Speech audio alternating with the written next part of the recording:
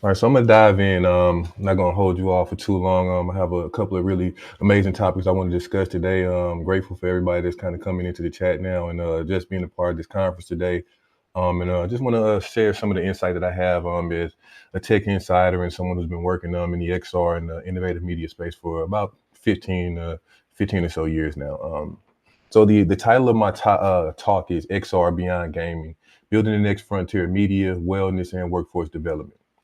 Um, as some of you all may already know, XR is already, which includes virtual reality and mixed reality, augmented reality, is already $40 billion plus market industry as of 2025, and it's projected to hit around 100 billion by 2029. So it's just saying that there's a lot of opportunity and a lot of innovation happening in these spaces right now.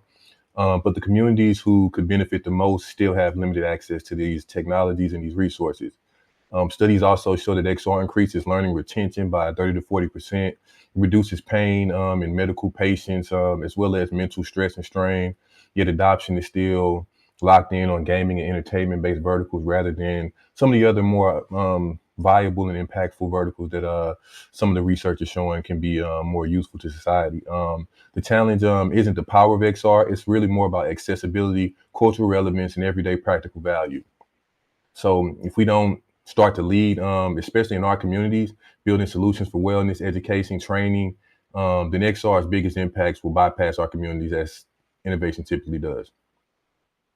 So that's a little bit about kind of what we'll be talking about today, the problem we'll be discussing. I'll give you all a brief introduction to myself. I'm Dennis Campbell, or Mr. Business Tech is what I go by on social media and things of that nature. But my primary focus is literally just to be a vessel for anyone that wants to be a part of the tech industry with my insight, expertise, and knowledge to kind of help more people from my community find more effective bridges to come into this industry. I'm currently the CEO of a company called On Another World Incorporated, where we focus on making VR and XR technologies more accessible, more relevant, and more impactful. So really a trifecta of taking the technology that's been here for a while and really repositioning it for the market to be able to consume it more effectively.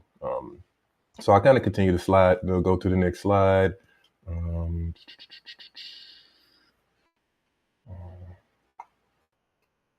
So I kind of already talked to you all about some of the data. Of course, it's a $40 billion market. 30 to 40% learning retention is kind of increased with this technology. So I think we've already kind of gone through this part of the experience. We'll kind of keep going through. So the next part, it really, the one thing that I really want to harp on right now and today is that XR is the next frontier media. Every media frontier has shifted culture, whether it's from print to radio to television, radio to TV, TV to the internet, and now internet to what we're walking into is extended media, which is VR, XR, and mixed reality. XR is more than just entertainment. It's a new medium. It's where we'll be able to work, learn, heal, connect, and do so many other things. For Black technologists and creators in the innovative tech space, this is not about waiting for others to define the future. It's about shaping it ourselves. So I really want to harp in on XR. I know a lot of people kind of look at it kind of trendy right now, but it's not a trend. It's actually something that's going to be here for a while, and it's just taking some time for the rest of the market to really see the value in it. It's the next foundation of how humanity is going to experience information in general. So it's something that we all should kind of take heed to and kind of really use our experience in the tech industry to really take advantage of some of these new opportunities that will start presenting themselves. So the next real key point is health and wellness. Health and wellness, of course, is one of the key areas where anything kind of sticks in community, but XR is reducing pain, is treating things like PTSD and making therapy more accessible. But health and wellness is where XR already is making a lot of impact, but it's not typically seen in communities of color or in communities that are just typically overlooked by innovative technology. It's also being really effective at stress reduction and pain management in a number of different ways. In my company, On Another World, we have a platform called ResetXR, where we're pioneering how communities can access stigma-free immersive wellness experiences and mental resilience training. So we're doing corporate development work, and just a number of different things to kind of help people have more effective access to mental wellness experiences and training, but we're doing it with immersive technology to make the process more scalable and more accessible. It's not just meditation, it's kind of preparation for trauma or training for emotional readiness in difficult situations, and it's scalable for group wellness. Imagining the future where every school, a non-for-profit or community organization, and even workforce can tap into XR wellness as easy as a Zoom call. Next, we'll dive into the pillar of education.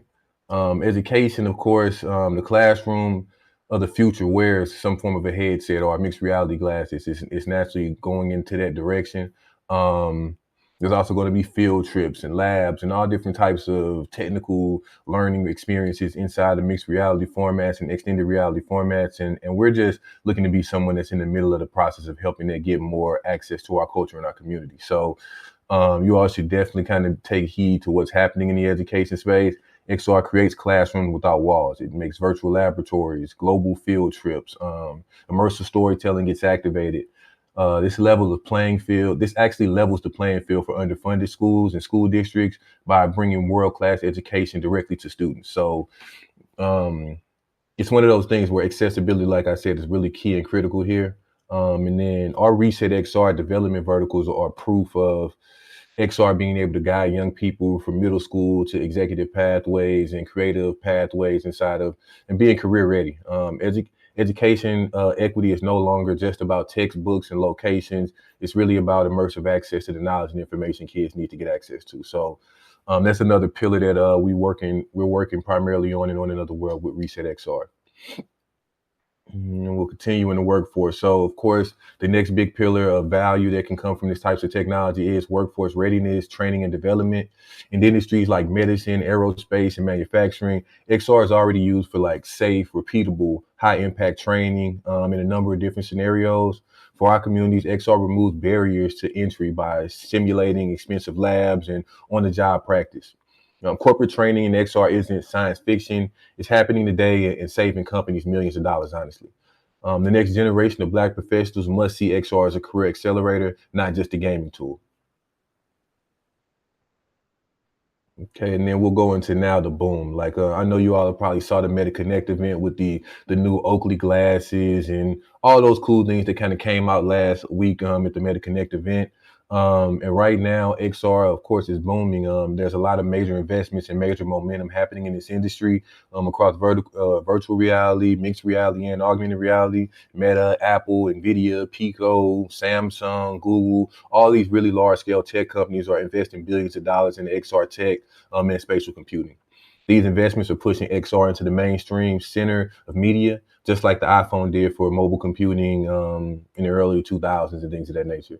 Analysts predict hundreds of thousands of new jobs will be created in XR-related industries. For entrepreneurs, this is a once-in-a-generation chance to solve existing problems with immersive solutions coupled with AI. So the opportunity is right here, right now, and it's pretty urgent that a lot more people from our community find ways to kind of really take advantage of what's happening in this industry. Now go to the next slide. Now we'll talk a little bit about economic opportunity. So honestly, XR is it's really a great equalizer. It's not as an equalizer as AI, but it's very powerful in the way that it can bring experiences and perspective to people in ways that typically weren't accessible before. XR is not just about technology. It's a cultural canvas where we decide whose stories get told. For too long, Black narratives have been filtered through systems we didn't know. XR gives us the power to build our own worlds. For immersive concerts to XR journalism to Afrofuturistic storytelling and beyond, we can own our culture in this new medium of media. If we don't create here, the cycle of exclusion from the past media revolutions will just repeat. So that's another reason why this is a really urgent thing, because it's not just going to be the creators that need to get involved. There's going to be engineers. It's going to be um, all types of technical fields and things of that nature that will need to get involved in this space. And we're going to need a collective effort to make sure that there's equity in what's to come in the next frontier of XR and immersive media. Like I said before, XR, we don't just watch stories. We build our own worlds and we own our own narratives. And that's the real thing I want to leave from that point. I mean, now XR is too powerful to be left to others. We have to build, we have to design, and we have to own it. So I want to wrap up this conversation. I'm hoping everyone that was listening had the opportunity to gain a few things of insight and knowledge. I really want to open the floor for Q&A. I kind of wanted to have more of a discussion rather than just me sending a bunch of factoids and information out to you all, the insight. But I am doing a lot of work in the XR and extended media space right now.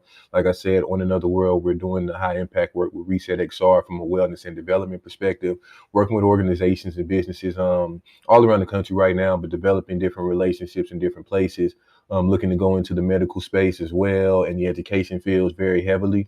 So just stay on the lookout for everything on Another World related. If you're interested in the XR space or the fusion between AI and XR, please reach out to me because I'm open to have conversations where we can build and develop across all different verticals. There's a lot of different opportunity here. So again, thanks to BitCon for this opportunity to just let Black tech leaders come and share, inspire, and help lead together. And I want to, like I said, open it up for any questions. I'm looking in the chat now, so if you all have any questions or anyone wants to add a tidbit, you can actually, I think there's like a raise your hand thing in here, something like that. I'm open to take a few questions here. If not, we can kind of wrap up and here we go. How do we get started in XR? All right, so I got a good question from Theo Daniels in the chat. So how to get started in XR? So there's a number of different verticals to look at XR as. So of course, it's an umbrella industry. It includes mixed reality, which is the format that's like in glasses and things of that nature, like the Meta Ray-Ban glasses that were released last week, where you can see a screen but still see the real world around you. There's virtual reality, which is typically when you're infused into another world, and then your whole visual apparatus is now changed and taken to somewhere else. And that format also fuses mixed reality and most virtual reality technologies. That's like what your MetaQuest headset does. And then you have augmented reality, which is a lot of what Snapchat filters and Instagram filters and all of these great things have been doing, as well as other formats for augmented reality. So those are the three verticals that you would ideally look into. And if you all still have anybody else has questions, please keep bringing them in because I'll just try to answer them all in order as we go. But those three verticals are the first things that you want to look into. And then if you want to get deeply involved, there's a number of different opportunities. So you can go down avenues where you can be building amazing technology, software related, where it can be applications and games, things that infuse XR technology. So you can make web XR applications, marketing based applications that can ultimately go and help serve companies and things of that nature, because this media format is something that a lot of businesses haven't really become abreast of. So they know about it, but they may not always have the resources or the chops to be able to implement strategies using this technology. So from a marketing and a media perspective, there's a lot of opportunity. From a learning and education perspective and training, there's different modules that you can potentially build for companies that you're already working in. There can be web XR modules that can replace in-person training activations. And there's a number of different things that can be done when it comes to education with this technology that I feel like opportunity would be to learn the foundations of how to build these experiences. There's some really powerful tools out here for building web XR experiences. One of the more relevant ones is a platform called Eighth Wall. Eighth Wall is developed by a company called Niantic. Niantic developed the Pokemon Go game and a number of different just extended reality, virtual reality types of platforms. They focus heavily into the web XR space, but Eighth Wall is a tool that allows anyone to learn how to create in the web XR space. And it can empower you to do a number of different things that can serve a number of different businesses with this technology.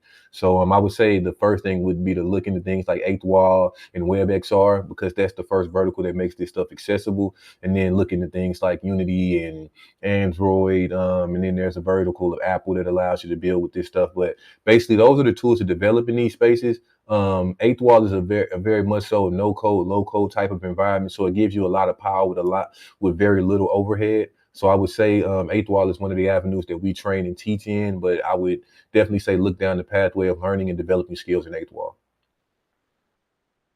Let me know if that answers your question or if you have another one. All right, perfect. Yep, eighthwall.com. That's it. Anybody else have questions or anything of that nature? I can dive into a couple of other topics deeper if you all want. But yeah, here we go. As far as your company, are you all developing XR applications, hardware, or both? Also, what kind of experiences do you feel we should focus on to make money? Of course. So at On Another World, we're focused primarily on software-based experiences right now, but I have extensive research, relationships and experience in the hardware space, as well as relationships. And we do have applications. So we have partners in the VR application space as well. So there's a number of partnerships that we facilitated. I do have the bandwidth to build, I mean, the ability to build these software and hardware verticals, but we're focused more on creating things that kind of really move the needle forward when it comes to access and impact. So we're focused more on the software side of things and specifically experience-based software, whether it's wellness experiences or um, education and development-based experiences or training-based experiences. And then the second part of your question was what kind of experiences do you feel we should be focused on to make money? So the thing about something like this, I want you to take a second and just move your lens back just a little bit and think about how important, excuse me, internet media was to every business in the world. Or think about how important print or radio media was when it was first introduced and how important it was for every single business that needed to interact with and communicate with people. So we're at a cuspice of that type of capacity right now where there's opportunity across a number of different verticals, whether it's and I like to tell people to kind of line things up where they already are operating. So if there's experience or relationships that you already have in certain industries, whether it's entertainment, whether it's education, whether it's wellness, health, media, whatever it might be, line this type of experience up if you were focused on making money with the vertical that already is making money but in another media format. So I would say look at education if you're in the education space and say find a school district that you could bring programming to that could ultimately create an opportunity for ongoing school support or training support for extracurriculars or anything of that nature, or if it's in media, something of that nature.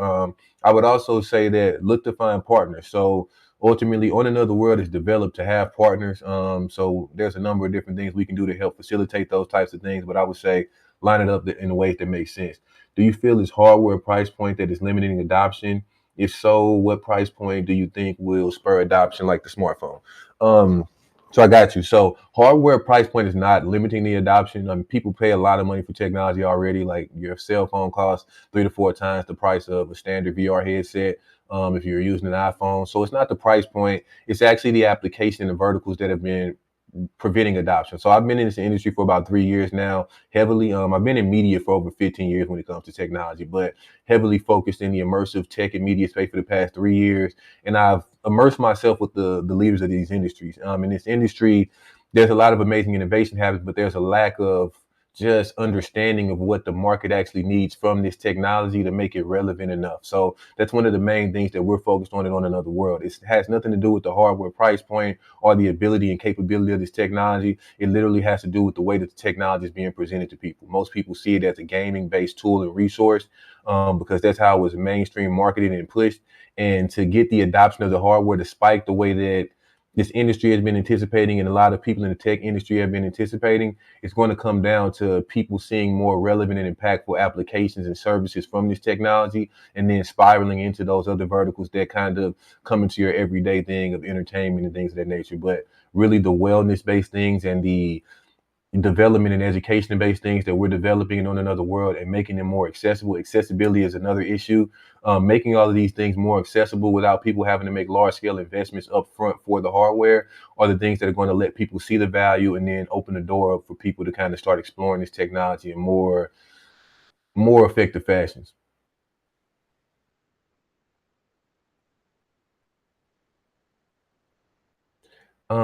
So do I know grants, any grants like MetaXR for good to help people work on new non-game software? So I wouldn't necessarily say I have any of those off the top of my head, grant related, but one of the things about grants, I spent a decent amount of time in the government contracting space. When it comes to grants and things of that nature, it's all about just consistently doing your research, searching, and finding grants and opportunity from the government that actually align well with the focus that you already have.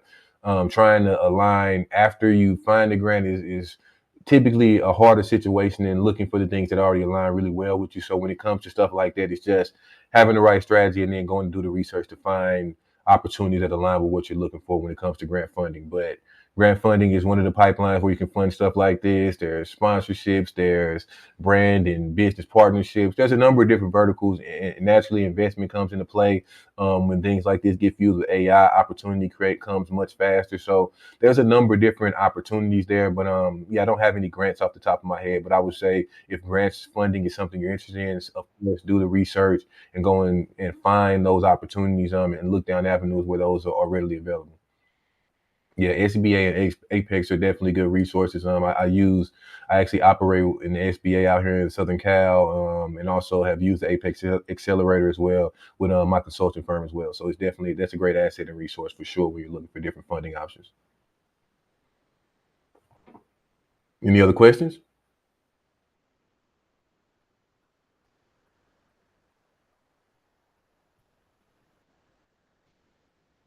Go ahead.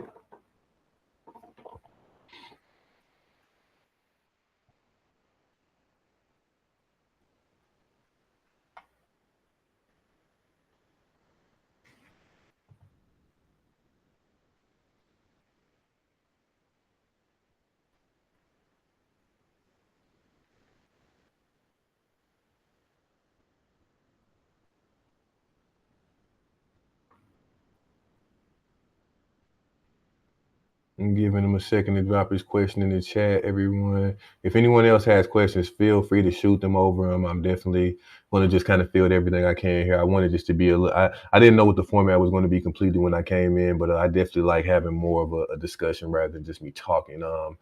How do you see your company using AI and XR? I'm sorry if you covered this already. Yeah, I'll give you a understanding of it. Of course, I've kind of briefly brushed over it, but my company has a number of different verticals, but we do use. So I'm an AI expert. Like I've been aware of AI far before it was commercialized. I've been studying it since around 2010, 2011.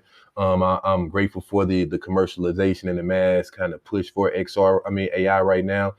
Because it's giving a lot of people opportunity. I consider AI the great equalizer of our time, and I feel like more people need to be taking advantage of what it is. But when it comes to the bridge between AI and XR, I'm using it in a number of different formats. We're using it for content and experience creation. We're using it for asset creation in different platforms that we have. We also have a platform that we're going to be rolling out called Studio XR, which is an on another world platform that'll give people the ability to create really dope immersive experiences that can go directly into VR headsets for products and businesses, merchandise, tours, guided real estate tours, things of that nature. There's a number of different verticals where we're going to be exploring, creating these easy to use, easy to deploy XR based experiences using the power of AI to really develop platforms, but also distribute experiences. So that's one vertical, but also in the experiences that we develop for ResetXR, there's a lot of AI in the production process of the content that we create and the experiences that we make. So I would say those are kind of the two main verticals that we use it in the business. And of course, as an executive in tech and just someone who's always kind of learning and innovating, we do use it for research and development and all that kind of stuff as well. Uh, Still checking in for your background. Been in software engineering for 2 years. This aligns a lot with where I'm headed. Shanta, that's amazing. The work that I would love to connect. We should find some time to connect and do an intro call or something of that nature.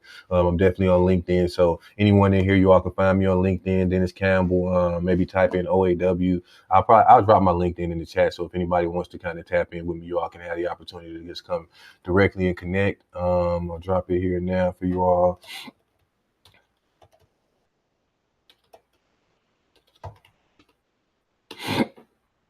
Hmm. Is your LinkedIn info in the profile so I can keep up? Yeah, my bad, man. Yeah, definitely the LinkedIn is there, so you can grab that link. Really created valuable information. No problem, Shanta. And let's definitely connect. So if anyone else in here has any questions, I'm definitely still here. I do. If there's no more questions, I'll probably try to wrap it up a little bit early. I know it was an hour long session. I kind of went through my talk really quickly because I did want to have a conversation, but I realized that there's not a lot of opportunity for that in this platform. Um, but definitely to give just a little bit more insight in XR, it is something that there's opportunity for everyone. So understand that the work that we're doing with On Another World is meant to bring the youth into this space, meant to bring young adults and college kids into this space, early professionals, as well as verticals where this technology can impact seniors and people with disabilities and things of that nature. So we're looking to have the verticals that allow this accessibility of the technology, and really just focused on building partnerships with community-facing organizations and businesses who can find value. So if anyone in here has access to any of those types of verticals, feel free to reach out and let's build some bridges. Let's connect. But other than that, man, I think that's all I have for y'all today. If no other questions, I'll kind of let it all wrap up and let you all have the rest of y'all's time back. But appreciate again everyone for coming through here. Appreciate again Blacks in Tech and BITCON for this amazing platform. And I hope that you all are gaining insight and value from everything here. We're doing some amazing work there as well, Dio. We should definitely find some time to connect, man. I think you might have some interest and intrigue in this space, so we'd love to connect, man, and see if there's some bridges to be built. Yeah, that's it, man. I appreciate you all's time. Thanks for your time. I'll let the clock kind of go back over to the BITCON stage. Have a great rest of you all's weekend, and definitely keep your eyes out for On Another World.